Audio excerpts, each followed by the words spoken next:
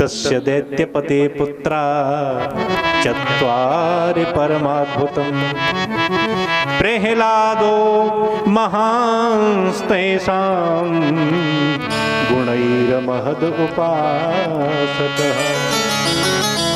तस्य दैत्यपते, उस हिरण्याक्ष के 4 पुत्र थे, उनमें से सबसे श्रेष्ठ थे प्रहलाद जी। क्यों? क्योंकि गुणों में श्रेष्ठ थे। आयु में छोटे थे चारों में, लेकिन गुणों में सर्वश्रेष्ठ। गुणैर महदोपासक।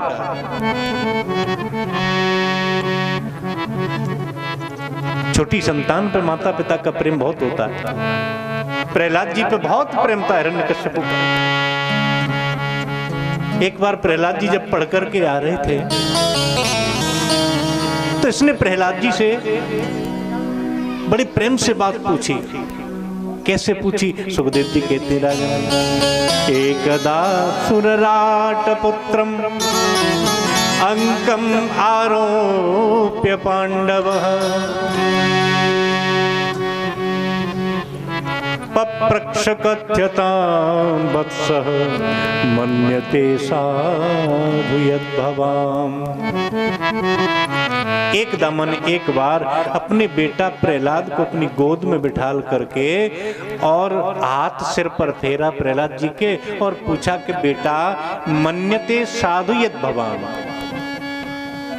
तुम साधु किसको मानते हो? कितना सुंदर बात पूछी है कि साधु किसको मानते हो, साधु की परिभाषा क्या है? प्रहलाद जी हंसने लगे कि पिताजी पूछ तो अच्छा रहे हैं, लेकिन सुनना अच्छा पसंद नहीं करेंगे। प्रश्न तो अच्छा किया है, लेकिन मैं इस अच्छे का उत्तर अच्छा ही दूंगा तो इनको अच्छा नहीं लगेगा। लेकिन आज पूछा है पिताजी ने, तो मैं निश्चित रूप से इस प्रश्न का जवाब दूंगा। पिताजी, तत्साधु मन्ये सुरवर्ज देहिनां सदा समुद्विग्न धियाम सद्ग्रहा हेत्वात्मपातं गृहमन्धकूपं वनं गतो यद् हरिमाश्रयेतः तत् साधु मन्ये। पिताजी, मैं तो उसको साधु मानता हूं। किसको? बोलो बेटा। तो प्रहलाद जी कहते हैं, जो लोग 50 वर्ष के बाद गृहस्थी रूपी अंध कुएं में, अंध कुआं जानते हो आप? निर्जन कुआं, गृहस्थी रूपी अंधकूप में पड़े रहते हैं और भगवत प्राप्ति का कोई प्रयास नहीं करते, वो साधु नहीं है। और साधु कौन है? कि जो 50 वर्ष के बाद भगवान की प्राप्ति के लिए कुछ उद्योग में लग जाते हैं। वनम गतो, वन का मतलब जंगल तो रही नहीं, वन माने निर्जन, एकांत में जाकर के भगवान के चरणों में मन को लगाना। और जो ऐसा नहीं करते वो अंध कुएं में गिर करके आत्महत्या रहे।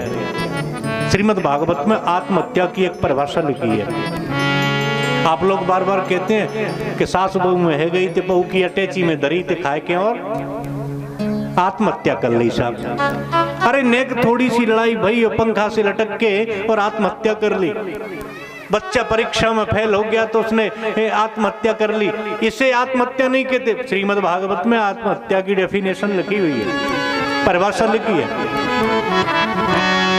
योगेश्वर कहते हैं, न देहमाद्यम सुलभम सुदुर्लभम प्लवम सुकल्पम गुरुकर्णधारम मयानुकूलेन नभस्वतेरतम पुमानं विरज्येत न तरेतस आत्मः। अब इसका अर्थ रामचरितमानस में सेम ट्रांसलेट करके बाबा तुलसीदास जी ने लिख दिया है। नरतन भव बारिधि कहु बेरो, नरतन कहे बारिधि को बेरो, नरतन भव बारिधि कहु बेरो, नरतन भव बारिधि को सन्मुख मरुत अनुग्रह मेरो, सन्मुख मरत अनुग्रह मेरो, सन्मुख मरत अनुग्रह मेरो, नर्तन भव भारी होवेरो, नर्तन भव भारी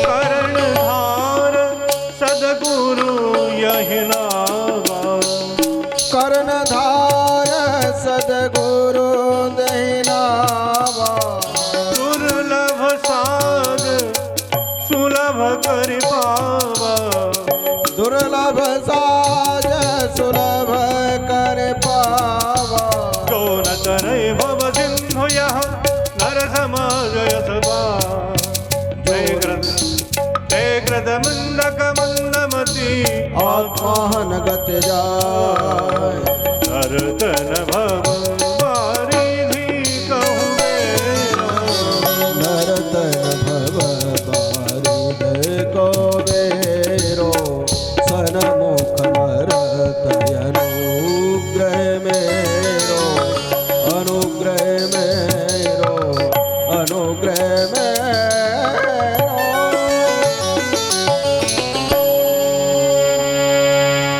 नर्तन भव बारिद कहूँ बेरो, यही अर्थ इसका। ये जो मानव शरीर है वो क्या है? भव रूपी समुद्र के लिए, संसार रूपी समुद्र के लिए मानव शरीर क्या है? एक नौका है। नौका दे दी भगवान ने हमको,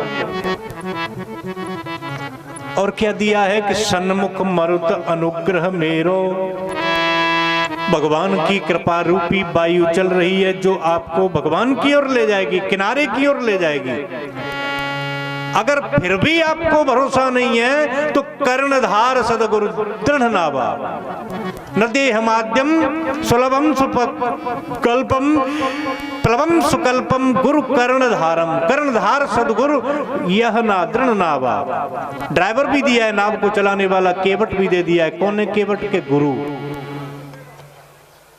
कितना और क्या है? ये नाव जो मिली है सुलभ नहीं है, दुर्लभ साज, अति दुर्लभ। कब सबते यदि सब देहियों से कुछ श्रेष्ठ देही है शरीर है तो वो है मानव शरीर। नरतन सम नहीं कवन्यु देही, और वो जो दुर्लभ साज सुलभ भगवत कृपा से हमको हो गया है, अपने कर्म से नहीं मिला। सुलभम सुदुर्लभम, इतनी सुविधा होने के बाद भी जेन तरे भव सिंधु या नर समाज सपाय, ते कृत निंदक मंद मत आत्माहन, वो आत्महत्या रहा।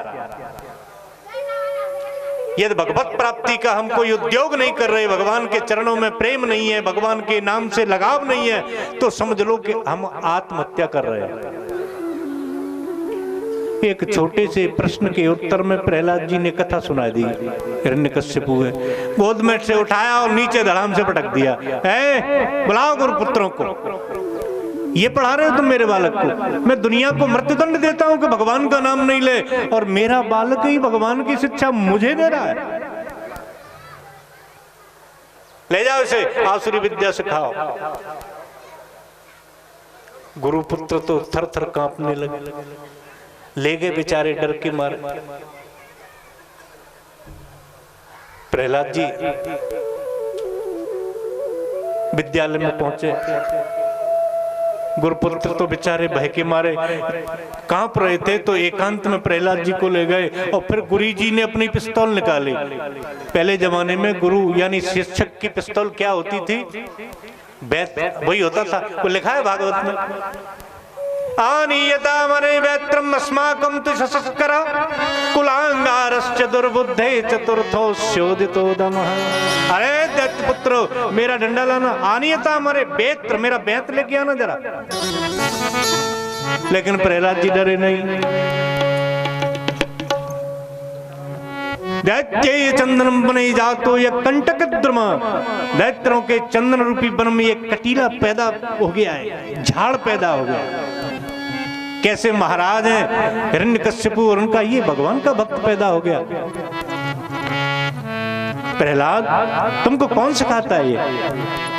प्रहलाद जी ने कुछ नहीं कहा, क्योंकि प्रहलाद जी जानते हैं कि ये गुरु अंधे हैं और अंधे गुरु से शिक्षा लेना, ज्ञान लेना अच्छा नहीं है। तो न तो हम इनको बताएंगे कुछ और न इनसे कुछ सीखेंगे। और आप लोग भी सुन लो, जब कभी भी कथा करवाओ तो अंधा वक्ता लेके मत आना। अंधा, अब आप कहेंगे मतलब बढ़िया खूब सुंदर आंख निकाल लेके यहाँ बता, नहीं लिखा है रामचरितमानस में, भागवत में लिखा है। अभी आप सुन रहे हैं ना, और इसकी पुष्टि भागवत से कर ले, रामचरितमानस से। गुरु शीस अंध बधिर कर लेखा, एक न सुनहि एक नहीं देखा। एक न सुनहि एक नहीं देखा, एक न सुनहि एक नहीं देखा, एक न सुनहि एक नहीं देखा। अंधा कौन होता है कि ज्ञान विराग नयन उरगारी। गुरु कैसा हो? जिसको वैराग्य नहीं हो, जिसको ज्ञान नहीं हो। वैराग का होता है? घर छोड़ दिया, घरवाली छोड़ दी, बंदूक छोड़ दी, ऐसा करने वाला वैराग्य नहीं होता। अब बाबा भाई साहब पहले अपने नाम बंदूक ही, अब बाबा है गए तो नाती के नाम करके चले गए। अब बड़ो आश्रम बन गो भारी, तो बंदूक के छोड़े आए घर पर रिवाल्वर मंजूर कराए ले। ये बैराग है। घरवाली छोड़ दी, काम नहीं छोड़ा, बंदूक छोड़ दी, क्रोध नहीं छोड़ा, तो आश्रम में जाकर के न जाने क्या क्या हो रहे हैं, आप सब देख रहे हैं। तो घरवाली बंदूक की छोड़ना नहीं है, काम छोड़ो, क्रोध छोड़ो, मोह छोड़ो, ये छोड़ने की चीज है, उसे अपन छोड़ते नहीं है। और जो छोड़ने वाली चीज नहीं है उसे छोड़ देते हैं। ये प्रहलाद जी बता रहे हैं, रामचरितमानस का प्रमाण आप सुन रहे हैं। प्रहलाद जी भी यही कह रहे हैं, काम न छोड़ा, क्रोध न छोड़ा, नाम रतन क्यों छोड़ दिया तूने, नाम रतन क्यों छोड़ दिया तूने, राम रटन क्यों छोड़ दिया तूने, राम रटन क्यों छोड़ दिया। ओ काम न छोड़ा, क्रोध न छोड़ा तूने, राम रतन क्यों छोड़ दिया तूने, राम रटन क्यों छोड़ दिया तूने, राम रटन क्यों छोड़ दिया। और तूने नाम रटन क्यों छोड़ दिया तूने, राम रटन क्यों छोड़ दिया।